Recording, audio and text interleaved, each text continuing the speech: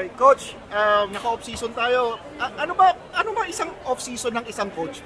Kasi yung mga player nagpapahinga. Ano ba yung isang off-season ng coach? Yeah, it's very practical naman for the players na after ng season talaga magpahinga dahil sometimes ang season whole year round and then yung off-season minsan after one week o 1 month nag-umpisa na Pero this time nagkaroon ng mahaba, no? Especially after the championship, yung mga players pinabayaan kung umuwi sa kanilang mga mahal sa buhay, sa Amerika, kung saan bansa sila pumupunta, and then sa kamag-anak nila. And then I think yun ang usual na ginagawa ng mga player.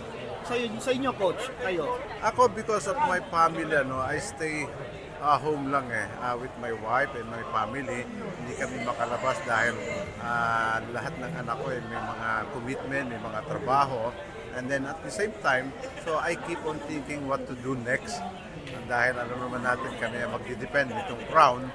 So yung free time ko, pumupunta ako sa mga group ko, which is mga mahihilig sa basketball. May 3 groups ako na naglalaro ng basketball, and after that may fellowship, and then kwentuhan. Yan yung mga usual ginagawa ko pagka wala akong game, lalo na pagka off-season. I need to do something na makakapag-unwind and then pupunta din ako sa probinsya to meet my relatives and mga friends. Kamusta yung rookie natin? So far, what I've seen from here during the combine, talagang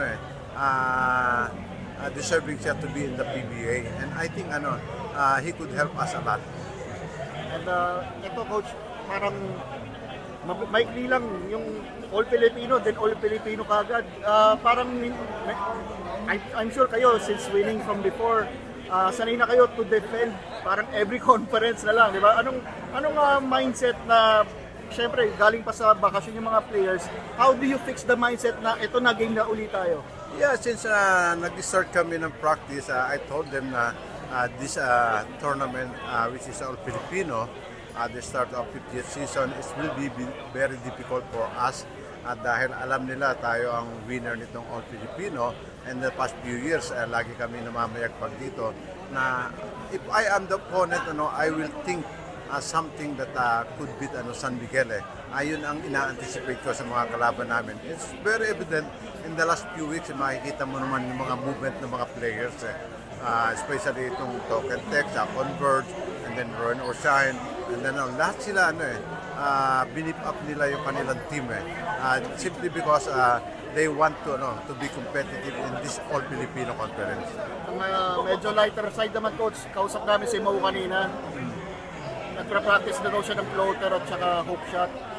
Yeah, actually in the past few days talagang we would like to develop yung skills niya dito sa shaded area dahil I think until now medyo mahihirapan yung kalaban sa kanya, especially kung talagang i-impose niya yung kanyang advantage for a big man.